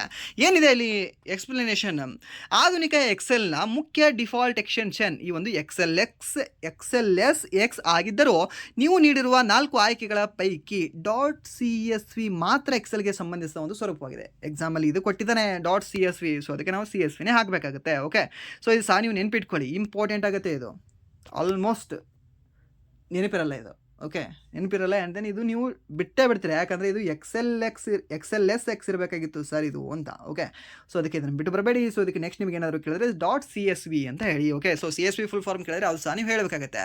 ಕಾಮಾ ಸಪ್ರೇಟೆಡ್ ವ್ಯಾಲ್ಯೂಸ್ ಅಂತ ಹೇಳಬೇಕಾಗುತ್ತೆ. ಓಕೆ, ಆ್ಯಂಡ್ ದೆನ್ ನೆಕ್ಸ್ಟ್ ಪ್ರಶ್ನೆ ಇಲ್ಲಿದೆ ನೋಡಿ, ಕಾಮಾ ಸಪ್ರೇಟೆಡ್ ವ್ಯಾಲ್ಯೂಸ್ ಅಂತ. ಆ್ಯಂಡ್ ದೆನ್ ನೆಕ್ಸ್ಟ್ ಪ್ರಶ್ನೆ ಎಲ್ಲ ಮತ್ತೆ ಇಲ್ಲಿ ಇನ್ಫಾರ್ಮೇಷನ್ ಇದೆ. EXE ಅಂದರೆ ಎಕ್ಸಿಕ್ಯೂಟೇಬಲ್ ಫೈಲ್ ಅಂತ ಹೇಳ್ತೀವಿ. ಆ್ಯಂಡ್ ದೆನ್ ನೆಕ್ಸ್ಟ್ ಈ ಒಂದು PNG ಅಂತಂದರೆ ಪೋರ್ಟೇಬಲ್ ನೆಟ್ವರ್ಕ್ ಗ್ರಾಫಿಕ್ಸ್ ಅಂತ ಹೇಳ್ತೀವಿ. ಸೊ ಇದನ್ನು ಸಹ ನೀವು ನೆನ್ಪಿಟ್ಕೊಳ್ಳಿ. ಆ್ಯಂಡ್ ದೆನ್ ನೆಕ್ಸ್ಟ್, ಭಾರತೀಯ ಸಂವಿಧಾನದ ಯಾವ ಅನುಚ್ಛೇದವೋ ಮಹಿಳೆಯರು ಮತ್ತು ಮಕ್ಕಳ ಹಕ್ಕುಗಳಿಗೆ ವಿಶೇಷ ನಿಬಂಧನೆಗಳನ್ನು ಪ್ರಾಥಮಿಕವಾಗಿ ಒದಗಿಸುತ್ತದೆ ಅಂತ. ಯಾವುದು ಅಂದರೆ 15 ಸಬಾರ್ಟಿಕಲ್ 3 ಅಂತ ಹೇಳ್ತೀವಿ. ಯಾವುದು? ಈ ಒಂದು 15 ಸಬಾರ್ಟಿಕಲ್ 3 ಏನಿದೆ ಅಲ್ವಾ, ಇದು ಮಹಿಳೆಯರು ಮತ್ತು ಮಕ್ಕಳಿಗೆ ವಿಶೇಷ ನಿಬಂಧನೆಗಳನ್ನು ಪ್ರಾಥಮಿಕವಾಗಿ ಒದಗಿಸುತ್ತದೆ. 15 ಸಬಾರ್ಟಿಕಲ್ 3 ನೆನ್ಪಿಟ್ಕೊಳ್ಳಿ ಇದನ್ನು. ಆ್ಯಂಡ್ ನೆಕ್ಸ್ಟ್ ಪ್ರಶ್ನೆ, ಓಕೆ, ಇಲ್ಲಿ ಸಹ ಇನ್ಫಾರ್ಮೇಷನ್ ಇದನ್ನು ನೆನ್ಪಿಟ್ಕೊಳ್ಳಿ. ಏನು ಅಂದರೆ 15 ಸಬಾರ್ಟಿಕಲ್ 1 ಏನಿದೆ ಅಲ್ವಾ, ಸೊ ಇದು ಲಿಂಗ ಆಧಾರಿತ ತಾರತಮ್ಯವನ್ನು ನಿಷೇಧಿಸ್ತದೆ. ಆ್ಯಂಡ್ ನೆಕ್ಸ್ಟ್ 15 ಸಬಾರ್ಟಿಕಲ್ 3 ಏನಂತ ಹೇಳುತ್ತೆ? ರಾಜ್ಯಕ್ಕೆ ಮಹಿಳೆಯರು ಮತ್ತು ಮಕ್ಕಳಿಗೆ ವಿಶೇಷ ಕಾನೂನುಗಳನ್ನು ಮಾಡುವ ಅಧಿಕಾರವನ್ನು ನೀಡುತ್ತದೆ. ಆ್ಯಂಡ್ ನೆಕ್ಸ್ಟ್ ಒಂದು 39 E ಆ್ಯಂಡ್ F ಏನಂತ ಹೇಳುತ್ತೆ? ಮಕ್ಕಳಿಗಾಗಿ ಆರೋಗ್ಯ, ಸ್ವಾತಂತ್ರ್ಯ ಮತ್ತು ರಕ್ಷಣೆಯ ಒಂದು ಘನತೆಯ ವಾತಾವರಣವನ್ನು ಖಚಿತಪಡಿಸಿಕೊಳ್ಳೋದು ಹೇಳ್ತಾರೆ. ಯಾವುದು? ಈ ಒಂದು 39 E ಆ್ಯಂಡ್ F ಅನ್ನೋದು. ಆ್ಯಂಡ್ ದೆನ್ ನೆಕ್ಸ್ಟ್ 21 ಏನಂತ ಹೇಳುತ್ತೆ? 6ರಿಂದ 14 ವರ್ಷದ ಮಕ್ಕಳಿಗೆ ಉಚಿತ ಕಡ್ಡಾಯ ಶಿಕ್ಷಣ. ಆ್ಯಂಡ್ ದೆನ್ ನೆಕ್ಸ್ಟ್ 24 ಏನಂತ ಹೇಳುತ್ತೆ? 14 ವರ್ಷಕ್ಕಿಂತ ಕಡಿಮೆ ವಯಸ್ಸಿನ ಮಕ್ಕಳನ್ನು ಅಪಾಯಕಾರಿ ಕಾರ್ಖಾನೆಗಳಲ್ಲಿ ಕೆಲಸ ಮಾಡುವುದನ್ನು ನಿಷೇಧಿಸ್ತದೆ ಅಂತ ಹೇಳ್ತದೆ. ಓಕೆ, ಆ್ಯಂಡ್ ದೆನ್ ನೆಕ್ಸ್ಟ್ ಪ್ರಶ್ನೆ, ಓಕೆ, ಮತ್ತೆ ಇಲ್ಲಿ ಇನ್ಫಾರ್ಮೇಷನ್ ಏನು? 39D ಸಮಾನ ಕೆಲಸಕ್ಕೆ ಸಮಾನ ವೇತನ. ಆ್ಯಂಡ್ ನೆಕ್ಸ್ಟ್ 42 ಏನಂತ ಹೇಳುತ್ತೆ? ಮಾತೃತ್ವ ಸಹಾಯ, ಕೆಲಸದ ಮಾನವೀಯ ಪರಿಸ್ಥಿತಿಗಳನ್ನು ಖಚಿತಪಡಿಸಿಕೊಳ್ಳೋದು ಅಂತ ಹೇಳುತ್ತೆ. ಆ್ಯಂಡ್ ನೆಕ್ಸ್ಟ್ ಈ ಒಂದು 17 ಆರ್ಟಿಕಲ್ ಏನಂತ ಹೇಳುತ್ತೆ? ಅಸ್ಪೃಶ್ಯತೆಯ ನಿರ್ಮೂಲನೆ ಬಗ್ಗೆ ಹೇಳುತ್ತೆ. 18 ಈ ಒಂದು ಬಿರುದುಗಳನ್ನು ರದ್ದತಿ ಮಾಡೋದ್ರ ಬಗ್ಗೆ ಹೇಳುತ್ತೆ. ಆ್ಯಂಡ್ 14 ಏನಂತ ಹೇಳುತ್ತೆ? ಕಾನೂನಿನ ಮುಂದೆ ಸಮಾನತೆ ಹೇಳುತ್ತೆ. ಆ್ಯಂಡ್ ನೆಕ್ಸ್ಟ್ ಪ್ರಶ್ನೆ, ಕಾನ್ಕ್ಲೇವ್ ಕನ್ನಡಿಯಲ್ಲಿ ವಸ್ತುವಿನ ಧ್ರುವ ಈ ಒಂದು ಪೋಲ್ ಮತ್ತು ಮುಖ್ಯ ನಾಭಿ ಫೋಕಸ್ ನಡುವೆ ಇರಿಸಿದಾಗ ಮೂಡುವ ಪ್ರತಿಬಿಂಬದ ಸ್ವರೂಪ ಹೇಗಿರುತ್ತದೆ ಅಂತ ಕೇಳ್ತಾನೆ. ಯಾವುದರಲ್ಲಿ ಸರ್? ಕಾನ್ಕ್ಲೇವಲ್ಲಿ. ಸೊ ಇದರಲ್ಲಿ ವಸ್ತುವನ್ನು ಎಲ್ಲಿಗೆ? ಈ ಒಂದು ಪೋಲ್ ಹಾಗೆ ಫೋಕಸ್ ಮಧ್ಯೆ ಇರಿಸಿದಾಗ ಅಂತೆ. ಸೊ ಮೂಡುವ ಪ್ರತಿಬಿಂಬ ಹೇಗಿರುತ್ತೆ? ಈ ಒಂದು ನೈಜ ಮತ್ತು ತಲೆ ಕೆಳಗಾಗದಿರುತ್ತೆ ಅಂತೆ, ಮಿಥ್ಯ ಮತ್ತು ನೆಟ್ಟಗಿರುತ್ತಂತೆ, ನೈಜ ಮತ್ತು ನೆಟ್ಟಗಿರುತ್ತೆ ಅಂತೆ, ಮಿಥ್ಯ ಮತ್ತು ತಲೆ ಕೆಳಗದಿರುತ್ತೆ ಅಂತ ಕೊಟ್ಟಿದ್ದಾನೆ. ಸೊ ಹಾಗಾದರೆ ಯಾವುದಾಗತ್ತೆ ಇಲ್ಲಿ? ಸೊ ಯಾವ್ದು ಕಂಡು ಬರುತ್ತೆ ಅಂದರೆ ಆಪ್ಷನ್ ಬಿ. ಯಾವುದು? ವರ್ಚುವಲ್ ಆ್ಯಂಡ್ ಅಪ್ರೈಟ್ ಅಂತ ಹೇಳ್ತೀವಿ. ಯಾವುದು? ಈ ಒಂದು ವರ್ಚುವಲ್ ಆ್ಯಂಡ್ ಅಪ್ರೈಟ್ ಕಂಡು ಬರುತ್ತೆ, ಮಿಥ್ಯ ಮತ್ತು ನೆಟ್ಟಗೆ ಇರ್ತಕ್ಕಂಥದ್ದು ಕಂಡು ಬರುತ್ತೆ. ಸೊ ಆಪ್ಷನ್ ಬಿ ಅಂತ ಹೇಳ್ತೀವಿ, ಮಿಥ್ಯ ಮತ್ತು ನೆಟ್ಟಗೆ. ಕಾನ್ಕ್ಲೇವ್ ಕನ್ನಡಿಯ ಸಂದರ್ಭದಲ್ಲಿ ಒಂದು ವಿಶೇಷ ಸ್ಥಿತಿಯಾಗಿದೆ. ವಸ್ತುವನ್ನು ಪೋಲ್ ಮತ್ತು ಫೋಕಸ್ ಮಧ್ಯ ಇರಿಸಿದಾಗ, ಭಾಳ ಹತ್ತಿರ ಇರಿಸಿದಾಗ ಪ್ರತಿಬಿಂಬವು ಕನ್ನಡಿಯ ಹಿಂದೆ ಮೂಡುತ್ತದೆ. ಸೊ ಸ್ವರೂಪ ಬೆಳಕಿನ ಕಿರಣಗಳು ವಾಸ್ತವದಲ್ಲಿ ಸಂಧಿಸದ ಕಾರಣ ಪ್ರತಿಬಿಂಬವು ಮಿಥ್ಯವಾಗಿರುತ್ತದೆ, ಹಾಗೆ ಯಾವಾಗಲೂ ನೆಟ್ಟಗಿರುತ್ತದೆ ಅಂತ ಹೇಳ್ತೇವೆ. ಸರಿ, ಸೊ ಇದನ್ನು ಸರಿ ನೆನ್ಪಿಟ್ಕೊಳ್ಳಿ. ಆ್ಯಂಡ್ ನೆಕ್ಸ್ಟ್, ಈ ಗುಣದಿಂದಾಗಿಯೇ ಕಾನ್ಕ್ಲೇವ್ ಕನ್ನಡಿಯನ್ನು ಕ್ಷೌರದ ಕನ್ನಡಿ ಅಥವಾ ದಂತ ವೈದ್ಯರು ಹಲ್ಲುಗಳನ್ನು ದೊಡ್ಡದಾಗಿ ನೋಡಲು ಬಳಸುತ್ತಾರೆ. ಓಕೆ, ಕ್ಷೌರದ ಕನ್ನಡಿಯಲ್ಲಿ ಬಳಸೋದು ಸ್ವಲ್ಪ ಇವಾಗ ಕಡಿಮೆ, ಬಟ್ ಈ ಡೆಂಟಿಸ್ಟ್ ಆಲ್ವೇಸ್ ಈ ಕಾನ್ಕ್ಲೇವ್ ಕನ್ನಡಿಗಳನ್ನೇ ಬಳಸ್ತಾರೆ. ಓಕೆ, ಮೀನ್ಸ್ ಹಲ್ಲು ಇಷ್ಟಿರೋದು ಅವ್ರಿಗೆ ಇಷ್ಟು ಕಾಣಿಸ್ಬೇಕಲ್ಲ, so that's why. And next, ಈ ಭಾರತೀಯ ಸಂವಿಧಾನದ ಅನುಚ್ಛೇದ 743 ಕ್ಯೂರ ಪ್ರಕಾರ ನಗರ ಪಾಲಿಕೆಗಳ ವಿಧಗಳು ಮತ್ತು ಅವುಗಳ ಪ್ರದೇಶಗಳ ಯಾವ ಹೊಂದಾಣಿಕೆ ಸರಿಯಾಗಿದೆ ಅಂತ ಕೊಟ್ಟಿದ್ದಾನೆ. ಓಕೆ, ಅವುಗಳ ವಿಧಗಳು ಮತ್ತು ಅವುಗಳ ಪ್ರದೇಶಗಳ ಹೊಂದಾಣಿಕೆ 243 ಕ್ಯೂನ ಪ್ರಕಾರ. ಸೊ ಯಾವುದು? ನಗರ ಪಂಚಾಯತ್ ಈ ಒಂದು ಸಂಕ್ರಮಣಕಾಲೀನ ಪ್ರದೇಶಗಳು ಅಂತ ಕೊಟ್ಟಿದ್ದಾನೆ. ಹೌದು. ಆ್ಯಂಡ್ ನೆಕ್ಸ್ಟ್, ನಗರ ಪಾಲಿಕಾ ಪರಿಷತ್ತು ಸಣ್ಣ ನಗರ ಪ್ರದೇಶಗಳಿಗೆ ಅಂತ ಸಂಬಂಧ ಕೊಟ್ಟಿದ್ದಾನೆ. ಹೌದು. ಆ್ಯಂಡ್ ನೆಕ್ಸ್ಟ್, ಈ ಒಂದು ನಗರ ನಿಗಮಗಳು ಎಲ್ಲಿ ಕಂಡುಬರುತ್ತೆ ಅಂದರೆ ಈ ಒಂದು ದೊಡ್ಡ ನಗರ ಪ್ರದೇಶಗಳಲ್ಲಿ ಕಂಡುಬರುತ್ತೆ. ಹೌದು. ಸೊ ಈ ಮೂರೂ ಸಹ ಕರೆಕ್ಟ್ ಆಗಿದ್ದಾವೆ. ಓಕೆ, ಯಾವ್ದು?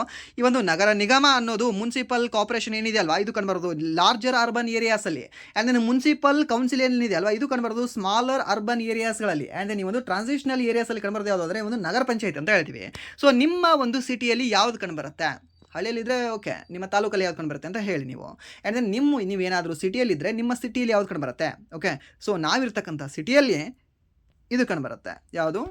ಮುನ್ಸಿಪಲ್ ಕಾರ್ಪೊರೇಷನ್ ಕಂಡುಬರುತ್ತೆ. ಲಾರ್ಜರ್ ಅರ್ಬನ್ ಏರಿಯಾಸ್ ಅಂತ ಹೇಳ್ತೀವಿ. ನಮ್ಮದು ಲಾರ್ಜರ್ ಅರ್ಬನ್ ಏರಿಯಾಸಲ್ಲಿ ಕಂಡುಬರುತ್ತೆ. ಸೊ ದ್ಯಾಟ್ಸ್ ವೈ ನಮ್ಮದು ಮುನ್ಸಿಪಲ್ ಕಾರ್ಪೊರೇಷನ್ ಕಂಡುಬರುತ್ತೆ. ಸೊ ಹಾಗಾದರೆ ನಿಮ್ಮ ಏರಿಯಾದಲ್ಲಿ ಯಾವುದು ಕಂಡುಬರುತ್ತೆ ಅಂತ ನೀವಿರ್ತಕ್ಕಂಥ ಒಂದು ಸಿಟಿ ಯಾವೊಂದರಲ್ಲಿ ಬರುತ್ತೆ? ಇದನ್ನು ನೀವು ಕಮೆಂಟ್ ಮಾಡಿ. ಓಕೆ, ನಿಮ್ಮ ಸೆಲ್ಫ್ ಇಂಟ್ರೆಸ್ಟ್ ಮೇಲೆ. ಆ್ಯಂಡ್ ನೆಕ್ಸ್ಟ್, ಇದನ್ನು ಯಾರು ರಚನೆ ಮಾಡ್ತಾರೆ? ರಾಜ್ಯ ಸರ್ಕಾರ ರಚನೆ ಮಾಡುತ್ತೆ ಇದನ್ನು. ಓಕೆ, ಈ ನಿಗಮಗಳೇನಿದಾವಲ್ವ, ಈ ಮೂರು ನಿಗಮಗಳನ್ನು ನೋಡಿದ್ವಲ್ವ, ಯಾವುದ್ಯಾವುದು? ಈ ಒಂದು ಮುನ್ಸಿಪಲ್ ಕಾರ್ಪೊರೇಷನ್ ಆಗಿರಲಿ, ಮುನ್ಸಿಪಲ್ ಕೌನ್ಸಿಲ್ ಆಗಿರಲಿ, ಆ್ಯಂಡ್ ದೆನ್ ಈ ಒಂದು ನಗರ ಪಂಚಾಯತ್ ಆಗಿರಲಿ, ಈ ಮೂರೂ ಸಹ ರಾಜ್ಯ ಸರ್ಕಾರವೇ ರಚನೆ ಮಾಡ್ತವೆ. ಓಕೆ, ಇದು ಸಹ ನಿಮ್ಗೆ ಗೊತ್ತಿರಲಿ. ಆ್ಯಂಡ್ ನೆಕ್ಸ್ಟ್ ಇಂಪಾರ್ಟೆಂಟ್ ಇದೆ, ಇದನ್ನು ನೋಡಿ. ಮುಂಬರ್ತಕ್ಕಂಥ ಸ್ಟೇಟ್ ಎಕ್ಸಾಮ್ಗೂ ಸಹ ಇದು ಯೂಸ್ ಆಗುತ್ತೆ ನೋಡಿ, ಕೇಳ್ತಾನೆ SDFDA ಲೆವೆಲಲ್ಲಿ. ಆ್ಯಂಡ್ ನೆಕ್ಸ್ಟ್ ಪ್ರಶ್ನೆ, ದೋಹಾದಲ್ಲಿ ಆಯೋಜಿಸಲಾದ FIFA ಬೆಸ್ಟ್ ಫುಟ್ಬಾಲ್ ಅವಾರ್ಡ್ಸ್ 2025ರಲ್ಲಿ FIFA men's player of the year ಪ್ರಶಸ್ತಿಯನ್ನು ಗೆದ್ದಿರತಕ್ಕಂಥ ಆಟಗಾರ ಯಾರು ಅಂತ. ಯಾರು ಸರ್ ಅವರು ಅಂದರೆ ಈ ಒಂದು ಓಸ್ಮಾನ್ ಡೆಂಬಲೆ ಅವರು ಅಂತ ಹೇಳ್ತೀವಿ. ಯಾರು? ಈ ಒಂದು ಓಸ್ಮಾನ್ ಡೆಂಬಲೆ ಅವರು. ಎಲ್ಲಿದು ನಡೆದಿತ್ತು? ದೋಹಾದಲ್ಲಿ. ದೋಹಾ ಎಲ್ಲಿ ಕಂಡುಬರುತ್ತೆ? ಕತಾರ್ದಲ್ಲಿ ಕಂಡುಬರುತ್ತೆ ಅಂತ ಹೇಳ್ತೀವಿ. ಆ್ಯಂಡ್ ನೆಕ್ಸ್ಟ್,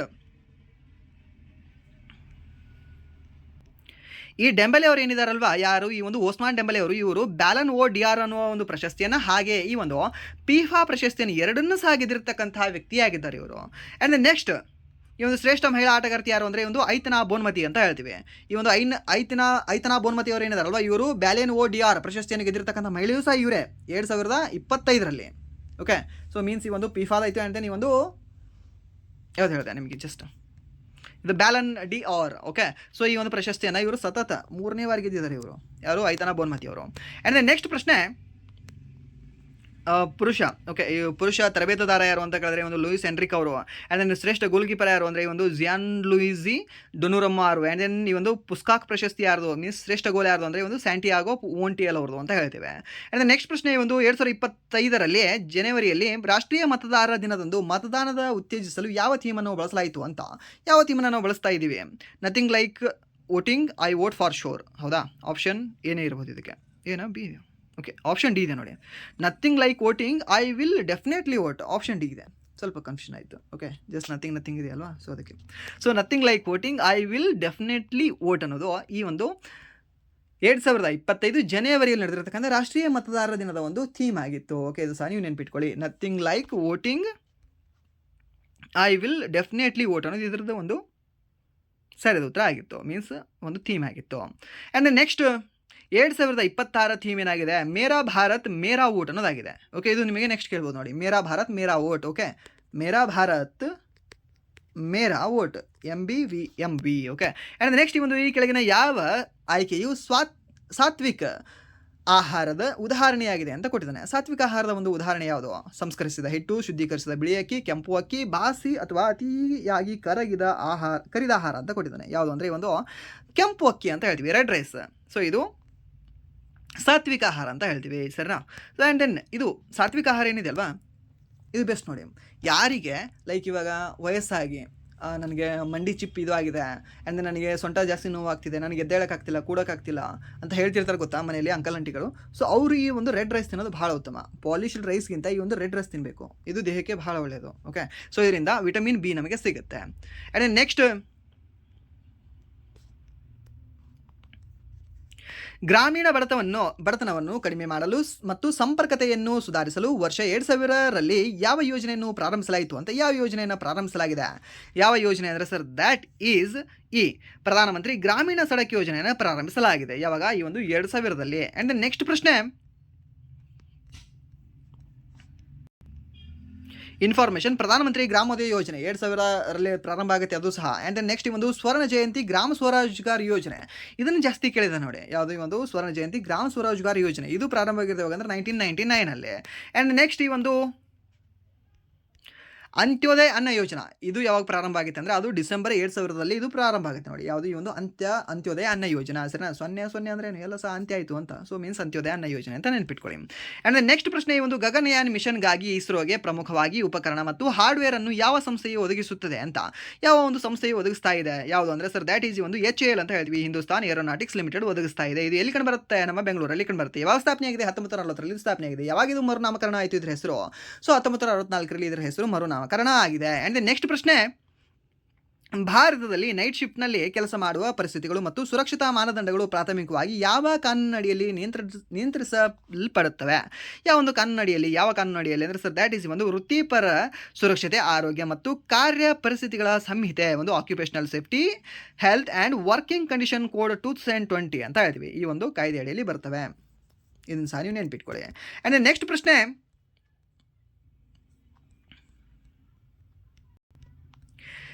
ಕೆಳಗಿನ ಯಾವ ಜ್ವಾಲಾಮುಖಿಯು ತನ್ನ ಪದರದ ರಚನೆಗಾಗಿ ಲೇಯರ್ಡ್ ಸ್ಟ್ರಕ್ಚರ್ಗೆ ಹೆಸರುವಾಸಿಯಾಗಿದೆ ಅಂತ ಕೊಟ್ಟಿದ್ದಾನೆ? ಯಾವುದುದು? ಶೀಲ್ಡ್ ಜ್ವಾಲಾಮುಖಿ, ಸೆಂಡರ್ ಕೋನ್ ಜ್ವಾಲಾಮುಖಿ, ಮಿಶ್ರಿತ ಅಥವಾ ಸಂಯೋಜಿತ ಜ್ವಾಲಾಮುಖಿ ಅಥವಾ ಈ ಒಂದು ಜ್ವಾಲಾಮುಖಿಯ ಕುಂಡ ಅಂತ ಕೊಟ್ಟಿದ್ದಾನೆ. ಯಾವುದಾಗಿದೆ ಇದಕ್ಕೆ? ಯಾವುದು ಅಂದರೆ ಸರ್, ದ್ಯಾಟ್ ಈಸ್ ಒಂದು ಮಿಶ್ರಿತ ಅಥವಾ ಈ ಒಂದು ಸಂಯೋಜಿತ ಜ್ವಾಲಾಮುಖಿ ಏನಿದೆ ಅಲ್ವಾ, ಸೊ ಅದು ಲೇಯರ್ಡ್ ಸ್ಟ್ರಕ್ಚರ್ ಜ್ವಾಲಾಮುಖಿ ಅದು ಉದಾಹರಣೆಯಾಗಿದೆ. ಆ್ಯಂಡ್ ನೆಕ್ಸ್ಟ್ ಪ್ರಶ್ನೆ, ರಾಜಸ್ಥಾನದ ಜಂಝಾನು ಮತ್ತು ಈ ಒಂದು ಆಳ್ವಾರ್ ಜಿಲ್ಲೆಗಳು ಪ್ರಾಥಮಿಕವಾಗಿ ಯಾವ ಖನಿಜದ ಉತ್ಪಾದನೆಗೆ ಪ್ರಸಿದ್ಧವಾಗಿದ್ದಾವೆ ಅಂತ. ಯಾವುದು? ಈ ಒಂದು ಜಂಝಾನು ಆಗಿರಲಿ, ಆಳ್ವಾರ್ ಆಗಿರಲಿ, ಅಂದರೆ ಖೇತ್ರಿ ಆಗಿರಲಿ. ಈ ಖೇತ್ರಿ, ಜಂಝಾನು ಆ್ಯಂಡ್ ದೆನ್ ಈ ಒಂದು ಆಳ್ವಾರ್, ಈ ಮೂರೂ ಸಹ ಓಕೆ, ಈ ಒಂದು ಏನು KG ಅಂತ ಹೇಳ್ತೀವಲ್ವಾ, ಈ ಮೂರೂ ಸಹ ಏನಿದಾವಲ್ವಾ, ಈ ಒಂದು ತಾಮ್ರಕ್ಕೆ ಅತಿ ಫೇಮಸ್ ಆಗಿದ್ದಾವೆ. ಎಲ್ಲಿ? ಒಂದು ರಾಜಸ್ಥಾನದಲ್ಲಿ. ಹಾಗಾದರೆ ಅತಿ ಹೆಚ್ಚು ತಾಮ್ರವನ್ನು ಉತ್ಪಾದನೆ ಮಾಡ್ತಕ್ಕಂಥ ರಾಜ್ಯ ಯಾವುದು? ರಾಜಸ್ಥಾನವಾ? ಮಧ್ಯಪ್ರದೇಶ? ಓಕೆ, ಇದು ಸಹ ನಿಮ್ಗೆ ಗೊತ್ತಿರಲಿ. ಆ್ಯಂಡ್ ನೆಕ್ಸ್ಟ್, ಅತಿ ಹೆಚ್ಚು ಬಂಗಾರ ಯಾವ ರಾಜ್ಯ? ನಮ್ಮ ಕರ್ನಾಟಕ ಅಂತ ಹೇಳ್ತೀವಿ. ಆ್ಯಂಡ್ ನೆಕ್ಸ್ಟ್ ಪ್ರಶ್ನೆ, ಯಾವುದೇ ಪದಾರ್ಥದ ಸ್ಥಿತಿಯನ್ನು ಘನದಿಂದ ದ್ರವಕ್ಕೆ ಬದಲಾಯಿಸಲು ನೀಡಲಾಗುವ ಶಾಖವನ್ನು ಏನೆಂದು ಕರೆಯಲಾಗ್ತದೆ? ಅದನ್ನು ನಾವು ಲೇಟೆಂಟ್ ಹೀಟ್ ಅಂತ ಕರೆಯಲಾಗ್ತದೆ. ಮೀನ್ಸ್ ಈ ಗುಪ್ತ ಉಷ್ಣ ಅಂತ ಕರಿತೀವಿ. ಏನಂತ ಹೇಳ್ತೀವಿ? ಒಂದು ಗುಪ್ತ ಉಷ್ಣ ಅಂತ ಹೇಳ್ತೀವಿ. ಆ್ಯಂಡ್ ನೆಕ್ಸ್ಟ್, ಲೇಟೆಂಟ್ ಹೀಟ್ ಇದು ಆಯಿತು. ಹಾಗಾದರೆ ಸ್ಪೆಸಿಫಿಕ್ ಹೀಟ್ ಅಂದರೆ ಏನು? 1 ಡಿಗ್ರಿ ಸೆಲ್ಸಿಯಸ್ ಹೆಚ್ಚಲಿಕ್ಕೆ ನಾವು ಏನೋ ಒಂದು ಉಷ್ಣ ಬಳಸ್ತೀವಲ್ಲ, ಅದನ್ನು ನಾವು ಸ್ಪೆಸಿಫಿಕ್ ಹೀಟ್ ಅಂತ ಹೇಳ್ತೀವಿ, ಸರಿನಾ? ಸೊ ಇಲ್ಲಿ ಲೇಟೆಂಟ್ ಹೀಟ್ಗೆ ಮತ್ತು ಈ ಒಂದು ಸ್ಪೆಸಿಫಿಕ್ ಹೀಟ್ಗೆ ನೀವು ಕನ್ಫ್ಯೂಷನ್ ಆಗಬೇಡಿ. ಒಂದು ಪದಾರ್ಥದಿಂದ ಮತ್ತೊಂದು ಪದಾರ್ಥಕ್ಕೆ ಅದು ಬದಲಾವಣೆ ಆಗ್ತಿತ್ತು ಅಂದರೆ ಅದು ಲೇಟೆಂಟ್ ಹೀಟ್ ಅಂತ ಹೇಳ್ತೀವಿ, ಗುಪ್ತ ಉಷ್ಣ. ಆ್ಯಂಡ್ ಅದು ಸ್ಪೆಸಿಫಿಕ್ ಹೀಟ್ ಆಗಬೇಕಾಗಿತ್ತು ಅಂದರೆ 1 ಡಿಗ್ರಿ ಸೆಲ್ಸಿಯಸ್ ಅದನ್ನು ಹೆಚ್ಚಿಗೆ ಮಾಡ್ತಾ ಹೋಗಬೇಕು, ಅದನ್ನು ನಾವು ಸ್ಪೆಸಿಫಿಕ್ ಹೀಟ್ ಅಂತ ಹೇಳ್ತೇವೆ. ಆ್ಯಂಡ್ ನೆಕ್ಸ್ಟ್, ಈ ಒಂದು ಕಂಪ್ಯೂಟರ್ನಲ್ಲಿ ಡೇಟಾವನ್ನು ಕಾಪಿ ಮತ್ತು ಪೇಸ್ಟ್ ಮಾಡಲು control C and control V ಅಂತ ಹೇಳ್ತೀವಿ. ಆ್ಯಂಡ್ ನೆಕ್ಸ್ಟ್ ಪ್ರಶ್ನೆ, ಈ ಒಂದು DRDO ರಕ್ಷಣೆ ಮತ್ತು ಕಾರ್ಯತಂತ್ರದ ಅಧ್ಯಯನ ಮತ್ತು ಆಂತರಿಕ ಸುರಕ್ಷಿತ ಕ್ಷೇತ್ರಗಳಲ್ಲಿ ಸಂಶೋಧನೆಯನ್ನು ಉತ್ತೇಜಿಸಲು ಯಾವ ಸಂಸ್ಥೆಯೊಂದಿಗೆ ತಿಳುವಳಿಕಾ ಪತ್ರಕ್ಕೆ ಸಹಿ ಹಾಕಿದೆ ಅಂತ. ಯಾರು? ಈ ಒಂದು DRDO ಅವರು ಯಾರೊಂದಿಗೆ ಒಪ್ಪಂದಕ್ಕೆ ಸಹಿ ಹಾಕಿದ್ದಾರೆ? ರಾಷ್ಟ್ರೀಯ ರಕ್ಷಾ ಯೂನಿವರ್ಸಿಟಿ ಅಂತ ಹೇಳ್ತೀವಿ. ಆ್ಯಂಡ್ ನೆಕ್ಸ್ಟ್ ಪ್ರಶ್ನೆ, ಮನಿಲಾ ಹೆಂಪ್ ಅಥವಾ ಇದನ್ನು ಅಬಾಕು ಎಂದು ಸಹ ಕರೆಯಲಾಗ್ತದೆ. ಪ್ರಾಥಮಿಕವಾಗಿ ಯಾವ ದೇಶದಲ್ಲಿ ಕಂಡುಬರುತ್ತದೆ ಅಂತ ಕೇಳಿದಾನೆ. ಯಾವುದು ಈ ಒಂದು ಮನಿಲಾ ಹೆಂಪ್ ಎಲ್ಲಿ ಕಂಡುಬರುತ್ತೆ? ಬ್ರೆಜಿಲ್ ಕಂಡುಬರುತ್ತಾ? ಈ ಒಂದು ಫಿಲಿಪೈನ್ಸ್ ಅಲ್ಲಿ ಕಂಡುಬರುತ್ತೆ. ಯಾವುದು ಈ ಒಂದು ಮನಿಲಾ ಹೆಂಪ್ ಅಂತ ಹೇಳ್ತೇವೆ. ಸರ್ ಯಾವುದು ಒಂದು ಮನಿಲಾ ಹೆಂಪ್ ಅನ್ನೋದು ಎಲ್ಲಿ ಕಂಡುಬರುತ್ತೆ ಅಂದರೆ ಈ ಒಂದು ಫಿಲಿಪೈನ್ಸ್ ಅಲ್ಲಿ ಕಂಡುಬರುತ್ತೆ. ಫಿಲಿಪೈನ್ಸ್ ಅಲ್ಲಿ ಕಂಡುಬರ್ತಕ್ಕಂಥ ಒಂದು ಮನಿಲಾದಲ್ಲಿ ಆಕ್ಚುಲಿ ಭತ್ತ ಸಂಶೋಧನಾ ಕೇಂದ್ರ ಕಂಡುಬರುತ್ತೆ ನೋಡಿ. ಎಲ್ಲಿ ಒಂದು ಮನಿಲಾದಲ್ಲಿ. ಇದನ್ನು ಸಹ ನೀವು ನೆನ್ಪಿಟ್ಕೊಳ್ಳಿ. ಮನಿಲಾ ಅನ್ನೋದು ಈ ಒಂದು ಫಿಲಿಪೈನ್ಸ್ನ ರಾಜಧಾನಿಯಾಗಿದೆ. ಆ್ಯಂಡ್ ನೆಕ್ಸ್ಟ್, ಭಾರತ ಸರ್ಕಾರವು ಬಡೆ ಭಾರತ್ ಯೋಜನೆಯನ್ನು ಯಾವ ವರ್ಷದಲ್ಲಿ ಪ್ರಾರಂಭಿಸಿತು ಅಂತ ಕೇಳಿದಾನೆ. ಸರ್ ಯಾವಾಗ ಅಂದರೆ ಒಂದು 2014ರಲ್ಲಿ ಒಂದು ಬಡೆ ಭಾರತ್ ಅನ್ನೋ ಒಂದು ಯೋಜನೆಯನ್ನು ಪ್ರಾರಂಭ ಮಾಡಿದೆ. ಆ್ಯಂಡ್ ನೆಕ್ಸ್ಟ್, ಭಾರತ ಸರ್ಕಾರವು ಇದನ್ನು ಪ್ರಾರಂಭ ಮಾಡಿದೆ ಯಾವಾಗ? 2014ರಲ್ಲಿ. ಸೊ ಇದು ಸರ್ವ ಶಿಕ್ಷಣ ಅಭಿಯಾನದ ಅಡಿಯಲ್ಲಿ ಒಂದು ರಾಷ್ಟ್ರವ್ಯಾಪಿ ಉಪಕ್ರಮವಾಗಿದೆ. ಆ್ಯಂಡ್ ನೆಕ್ಸ್ಟ್, ಹಿಮಾಚಲ ಪ್ರದೇಶ ಜಮ್ಮು ಕಾಶ್ಮೀರದ ಹೆಚ್ಚಿನ ಬೆಟ್ಟ ಪ್ರದೇಶಗಳು ಮತ್ತು ಮಸೂರಿಯಂತಹ ಬೆಟ್ಟದ ತಾಣಗಳು ಹಿಮಾಲಯದ ಯಾವ ಶ್ರೇಣಿ ಅಡಿಯಲ್ಲಿ ಬರುತ್ತವೆ ಅಂತ. ಯಾವ ಶ್ರೇಣಿ ಅಡಿಯಲ್ಲಿ ಬರ್ತವೆ? ಅದು ಹಿಮಾದ್ರಿ ಅಥವಾ ಹಿಮಾಚಲ, ಮಹಾ ಹಿಮಾಲಯ ಅಥವಾ ಈ ಒಂದು ಹಿಮಾಚಲ ಅಥವಾ ಈ ಒಂದು ಲಘು ಹಿಮಾಲಯ ಅಂತ ಕೊಟ್ಟಿದ್ದಾನೆ. ಆ್ಯಂಡ್ ನೆಕ್ಸ್ಟ್, ಈ ಒಂದು ಶಿವಾಲಿಕ್ ಮತ್ತು ಬಾಹ್ಯ ಹಿಮಾಲಯ ಅಂತ ಕೊಟ್ಟಿದ್ದಾನೆ. ಟ್ರಾನ್ಸ್ ಹಿಮಾಲಯ ಅಂತ ಕೊಟ್ಟಿದ್ದಾನೆ. ಟ್ರಾನ್ಸ್ ಹಿಮಾಲಯ ಅಂದರೆ ಫುಲ್ ಹೊರಗಿನ ಹಿಮಾಲಯ ಅಂತ ಹೇಳ್ತೀವಿ. ಶಿವಾಲಿಕ್ ಅಂದರೆ ಇದನ್ನು ಪಾದ ಹಿಮಾಲಯ ಅಂತ ಹೇಳ್ತೀವಿ. ಆ್ಯಂಡ್ ನೆಕ್ಸ್ಟ್, ಈ ಒಂದು ಹಿಮಾಚಲ ಅಂದರೆ ಇದನ್ನು ಮಧ್ಯ ಹಿಮಾಲಯ ಅಂತ ಹೇಳ್ತೀವಿ. ಆ್ಯಂಡ್ ಹಿಮಾದ್ರಿ ಅಂದರೆ ಇದು ದ ಗ್ರೇಟರ್ ಹಿಮಾಲಯ ಅಂತ ಹೇಳ್ತೀವಿ ಸರ್. ಸೊ ಇದು ನಿಮ್ಗೆ ಗೊತ್ತಿರಲಿ. ಸೊ ಇದಕ್ಕೆ ಸರಿಯಾದ ಉತ್ತರ ಯಾವುದಾಗುತ್ತೆ? ಆಪ್ಷನ್ ಬಿ ಇದಕ್ಕೆ ಸರಿಯಾದ ಉತ್ತರ ಆಗುತ್ತೆ. ಆ್ಯಂಡ್ ನೆಕ್ಸ್ಟ್ ಪ್ರಶ್ನೆ, 1028 ಸೂಕ್ತಗಳು ಅಥವಾ 10 ಮಂಡಲಗಳನ್ನು ಹೊಂದಿರತಕ್ಕಂಥ ವೇದಗಳು ಯಾವುದರಲ್ಲಿ ಕಂಡುಬರ್ತವೆ ಅಂದರೆ ಈ ಒಂದು ಋಗ್ವೇದದಲ್ಲಿ ಕಂಡುಬರ್ತವೆ. ಸರ್ ಎಷ್ಟು ಅಂದರೆ ಒಂದು 1028 ಮಂತ್ರಗಳು ಆ್ಯಂಡ್ ಒಂದು 10 ಮಂಡಲಗಳು ಅಂತ ಹೇಳ್ತೀವಿ. ಪುರುಷ ಸೂಕ್ತದ ಬಗ್ಗೆ ಹೇಳ್ತಕ್ಕಂಥ ಮಂಡಲ ಯಾವುದು ಅಂದರೆ ಒಂದು 10ನೇ ಮಂಡಲ ಅಂತ ಹೇಳ್ತೀವಿ. ಅದು ಸಹ ನಿಮ್ಗೆ ಗೊತ್ತಿರಲಿ. ಓಕೆ. ಆ್ಯಂಡ್ ನೆಕ್ಸ್ಟ್, ಈ ಒಂದು ಸೋಮರಸದ ಬಗ್ಗೆ ಹೇಳ್ತಕ್ಕಂಥ ಒಂದು ಮಂಡಲ ಯಾವುದು ಅಂದರೆ 9ನೇ ಒಂದು ಮಂಡಲ ಅಂತ ಹೇಳ್ತೀವಿ. ಅದು ಸಹ ನಿಮ್ಗೆ ಗೊತ್ತಿರಲಿ. ಇದು ಸಹ ನಿಮ್ಗೆ ಕೇಳೋ ಚಾನ್ಸಸ್ ಇರುತ್ತೆ. ಸೊ ಇಲ್ಲಿ ನಿಮಗೆ ಋಗ್ವೇದದ ಮೇಲೆ ಕೇಳ್ತಾನೆ ಅಂದರೆ ವೇದಗಳ ಮೇಲೆ ನಿಮ್ಗೆ ಪ್ರಶ್ನೆ ಕೇಳ್ತಾ ಇದ್ದೇನೆ ಅಂದರೆ ನೆಕ್ಸ್ಟ್ ಶಿಫ್ಟಲ್ಲಿ ಸಹ ನಿಮ್ಗೆ ಕೇಳ್ತಾನೆ. ಸೊ ಅದನ್ನು ಸ್ವಲ್ಪ ಓದ್ಕೊಳ್ಳಿ. ಆ್ಯಂಡ್ ನೆಕ್ಸ್ಟ್, ಮ್ಯಾಜಿಕಲ್ ವೇದ ಯಾವುದು ಅಂತ ಕೇಳಿದ್ರೆ ಒಂದು ಅರ್ಥವೇದ ಅಂತ, ಅಥರ್ವ ವೇದ ಅಂತ ಹೇಳ್ತೀವಿ. ಆ್ಯಂಡ್ ನೆಕ್ಸ್ಟ್, ಈ ಒಂದು ಸಂಗೀತದ ವೇದ ಯಾವುದು ಅಂತ ಕೇಳಿದ್ರೆ ಸಾಮವೇದ ಅಂತ ಹೇಳ್ತೀವಿ. ಆ್ಯಂಡ್ ನೀವು ಒಂದು ಯಾಗಾದಿಗಳ ವೇದ ಯಾವುದು ಅಂತ ಕೇಳಿದ್ರೆ ಯಜುರ್ವೇದ ಅಂತ ಹೇಳ್ತೀವಿ. ಓಕೆ. ಆ್ಯಂಡ್ ನೆಕ್ಸ್ಟ್, ಈ ಒಂದು ಕೃಷ್ಣ ಹಾಗೆ ಶುಕ್ಲ ವೇದಗಳು ಯಾವುದರಲ್ಲಿ ಕಂಡುಬರ್ತವೆ ಅಂತ ಕೇಳ್ತಾನೆ. ಅದು ಕಂಡುಬರೋದು ನಿಮಗೆ ಈ ಒಂದು ಯಜುರ್ವೇದದಲ್ಲಿ ಕಂಡುಬರ್ತವೆ. ಶುಕ್ಲ ಯಜುರ್ವೇದ ಮತ್ತು ಈ ಒಂದು ಕೃಷ್ಣ ಯಜುರ್ವೇದ ಅಂತ ಹೇಳ್ತೇವೆ. ಆ್ಯಂಡ್ ನೆಕ್ಸ್ಟ್, ಈ ಒಂದು ಇತ್ತೀಚೆಗೆ ರಾಷ್ಟ್ರೀಯ ಗ್ರೀನ್ ಹೈಡ್ರೋಜನ್ ಮಿಷನ್ ಅಡಿಯಲ್ಲಿ ಭಾರತ ಸರ್ಕಾರವು ಈ ಕೆಳಗಿನ ಯಾವ ಬಂದರನ್ನು ಗ್ರೀನ್ ಹೈಡ್ರೋಜನ್ ಹಬ್ ಆಗಿ ವೃದ್ಧಿಪಡಿಸಲು ಆಯ್ಕೆ ಮಾಡಿದೆ? ಇವುಗಳಲ್ಲಿ ಯಾವುದನ್ನು ಸೇರಿಸಿಲ್ಲ ಅಂತ ಕೊಟ್ಟಿದ್ದಾನೆ. ಯಾವುದನ್ನು ಸೇರಿಸಿಲ್ಲ, ಯಾವುದನ್ನು ಸೇರಿಸಿದೆ ಅಂತ. ಯಾವ್ದು? ದೀನ್ ದಯಾಳ್ ಬಂದರು ಕಾಂಡ್ಲಾ, ಪಾರದೀಪ್ ಬಂದರು ಒಡಿಶಾ, ವಿವೋ ಚಿದಂಬರನಾರ್ ಬಂದರು ತೂತುಕುಡಿ, ಆ್ಯಂಡ್ ದೆನ್ ಪಣಜಿ ಬಂದರು ಗೋವಾ ಅಂತ ಕೊಟ್ಟಿದ್ದಾರೆ. ಯಾವುದನ್ನು ಸೇರಿಸಲಾಗಿಲ್ಲ? ಯಾವುದನ್ನಂದ್ರೆ ಸರ್ ದ್ಯಾಟ್ ಈಸ್ ಒಂದು ಪಣಜಿ ಬಂದರನ್ನ ಸೇರಿಸಲಾಗಿಲ್ಲ. ಹಾಗಾದರೆ ಯಾವುದನ್ನು ಸೇರಿಸಲಾಗಿದೆ? ದೀನ್ ದಯಾಳ್. ಓಕೆ. ಸೊ ದೀನ್ ದಯಾಳನ್ನು ಸೇರಿಸಲಾಗಿದೆ. ಆ್ಯಂಡ್ ದೆನ್ ಈ ಒಂದು ಪಾರದೀಪನ ಸೇರಿಸಲಾಗಿದೆ. ಆ್ಯಂಡ್ ದೆನ್ ನೆಕ್ಸ್ಟ್, ಈ ಒಂದು ವಿವೋ ಚಿದಂಬರನಾರ್ ಬಂದರನ್ನ ಸೇರಿಸಲಾಗಿದೆ. ಟ್ರಯಾಂಗಲ್. ಆ್ಯಂಡ್ ದೆನ್ ನೆಕ್ಸ್ಟ್ ಪ್ರಶ್ನೆ, ಕಂಪ್ಯೂಟರ್ನಲ್ಲಿ ಹೈಬರ್ನೇಷನ್ನ ಪ್ರಾಥಮಿಕ ಕಾರ್ಯವೇನು ಅಂತ ಕೇಳಿದಾನೆ. ಏನಾಗಿದೆ ಒಂದು ಹೈಬರ್ನೇಷನ್ನ ಪ್ರಾಥಮಿಕ ಕಾರ್ಯ ಏನು ಅಂತ ಕೇಳಿದ್ರೆ ಸರ್ ದ್ಯಾಟ್ ಈಸ್ ಈ ಒಂದು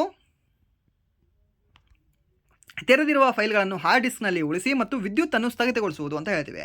ಸೊ ಮೀನ್ಸ್ ಈ ಒಂದು to save open files to hard disk and turn off power ಅಂತ ಹೇಳ್ತೀವಿ. ಯಾವುದ್ರ ಈ ಒಂದು ಹೈಬರ್ನೇಷನ್ನ ಒಂದು ಕಾರ್ಯ. ಓಕೆ. ಯಾವುದ್ರ ಈ ಒಂದು ಹೈಬರ್ನೇಷನ್ನ ಕಾರ್ಯ ಅಂತ ಹೇಳ್ತೀವಿ. ಸೊ ಇದಕ್ಕೆ ಆಪ್ಷನ್ ಸಿ ಸರಿಯಾದ ಉತ್ತರ ಆಗುತ್ತೆ.